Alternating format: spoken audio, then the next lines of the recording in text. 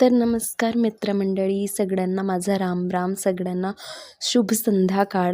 संध्याकाळ झाली की कसं सगळ्यांना छान काहीतरी नवीन खावंसं वाटतं. तर मी तसंच काहीतरी आज नवीन ट्राय केले, ते म्हणजे रोटी पिझ्झा. तर यासाठी मी कांदा आणि टोमॅटो छान बारीक कट करून घेतला, आलू उकडून घेतलेले आहेत आणि पनीर आणि चीज मी छान खिसून घेतलं.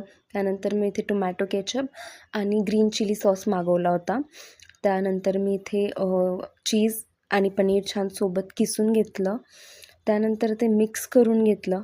मग पोळी घ्यायची, शिळी पोळी घ्यायची आणि त्यावर आलू मी लावून घेतला आहे. इथे माझ्या नणंदबाई मला हेल्प करत होत्या. त्यानंतर मी त्यावर आपले सॉस टाकले, ग्रीन चिली सॉस आणि टोमॅटो सॉस छान पसरवून घेतला. त्यानंतर मी त्यावर टोमॅटो आणि कांदा टाकून घेतला. मग त्यावर चीज आणि पनीरची लेअरिंग केली आणि छान त्याला फोल्ड करून कट करून त्याला भाजून घ्यायचं.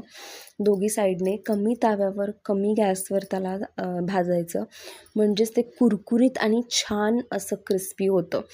मग तुम्ही ते बघू शकता, माझ्या नणंदबाई आलेल्या होत्या तर त्या मला हेल्प करत आहे. त्यांनी मला खूप हेल्प केलेली आहे. मी त्यांना बनवून देत होती आणि त्या छान शेकत होत्या. त्यानंतर इथे 4च पोळ्या असल्यामुळे मी ब्रेड पण मागवले होते. सो ब्रेडचं पण आम्ही सँडविच केलं होतं. इतकं छान आणि इतकं क्रिस्पी ते लागत होतं खूपच. आणि यामध्ये आपलं पोटही आरामात आणि व्यवस्थित भरून जातं आणि ते खूप हेल्दीही असतं खायला. तर तुम्ही इथे बघू शकता, हे आपलं रेडी झालेलं आहे आणि ताव्यावर टाकलं आहे यांनी.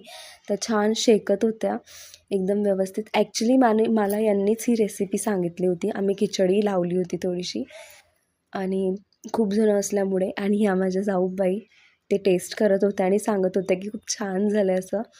माझ्या हजबंडनी पण मला हेल्प केली. तर मी पण इथे सँडविच बनवत होते छान.